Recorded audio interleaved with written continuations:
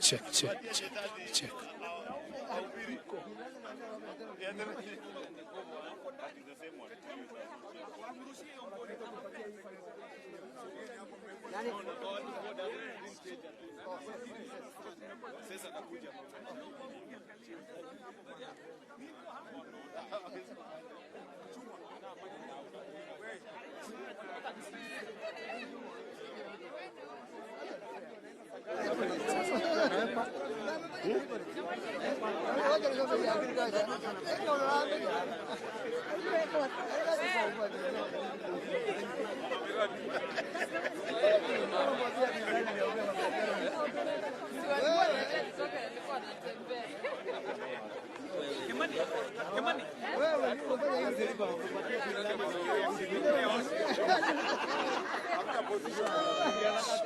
Jamani, Kerry, sisi kuna watu wengi kama ile tosha watu.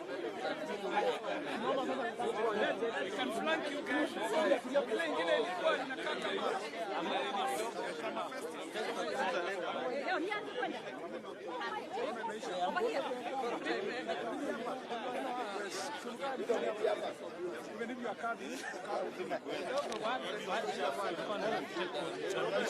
Oh, okay.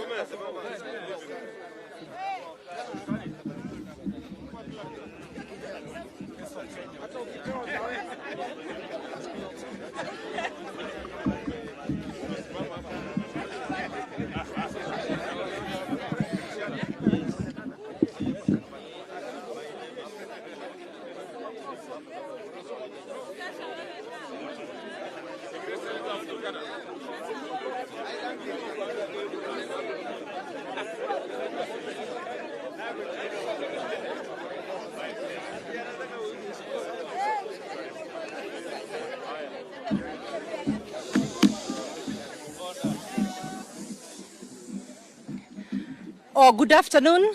This is a statement by members of parliament on key national issues.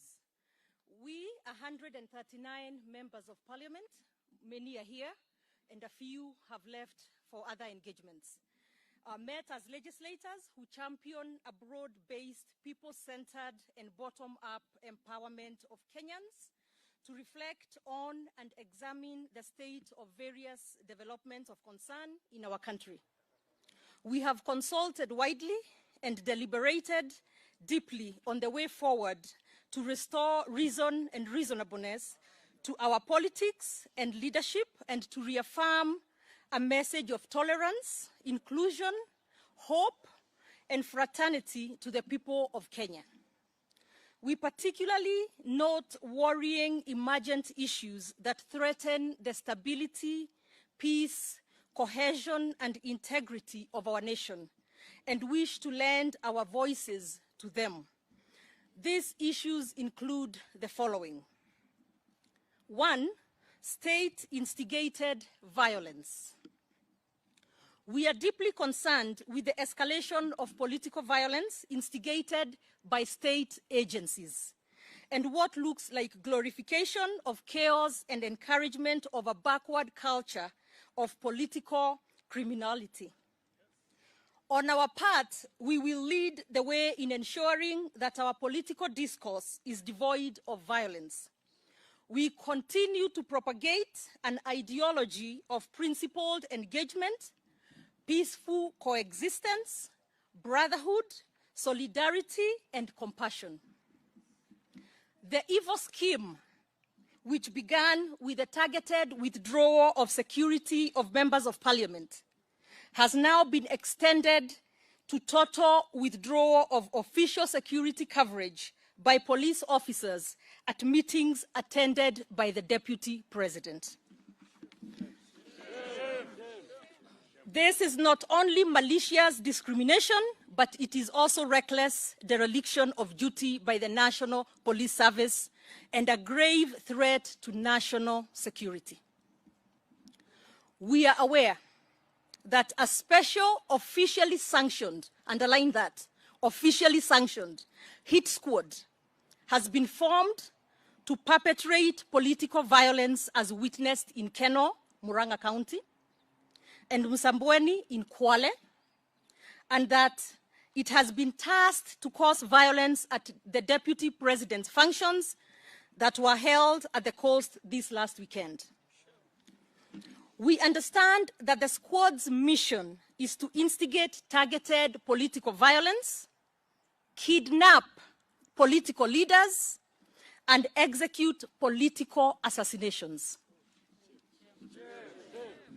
We shudder at the thought of Kenya going back to the ominous, dark era of political assassinations that characterized the late 1960s, 1970s, and 1980s. As a nation, we deliberately took a categorical historical decision to abandon that era of grief, terror, and mayhem, and declared that never again would we backslide. These developments, therefore, herald a horrific betrayal of Kenya and all Kenyans.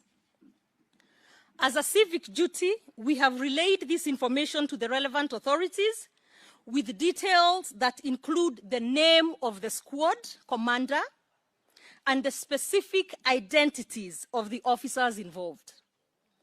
We demand that this illegal hit squad be disbanded immediately.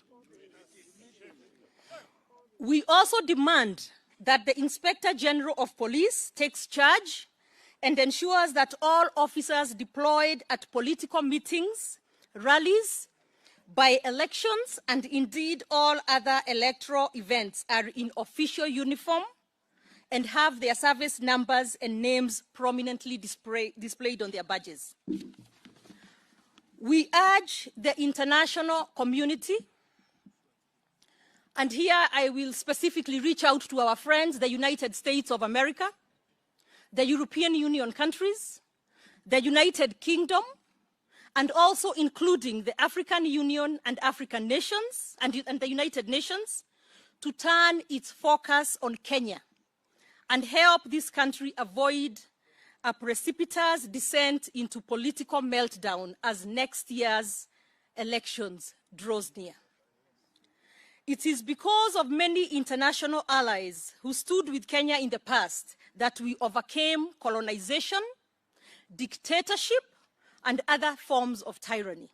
We call upon them all once again, including the European Union, the USA, the United Kingdom, and all friends of Kenya, to stand watch and monitor our soaring political environment. Thank you.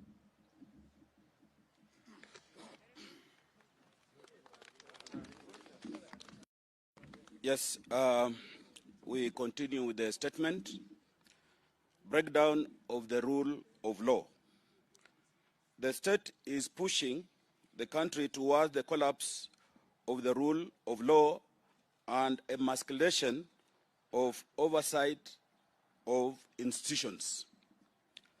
Worrisomely, we are witnessing the return of detention without trial through the misuse of the police and the criminal justice system, where individuals are held without the benefit of a judicial hearing.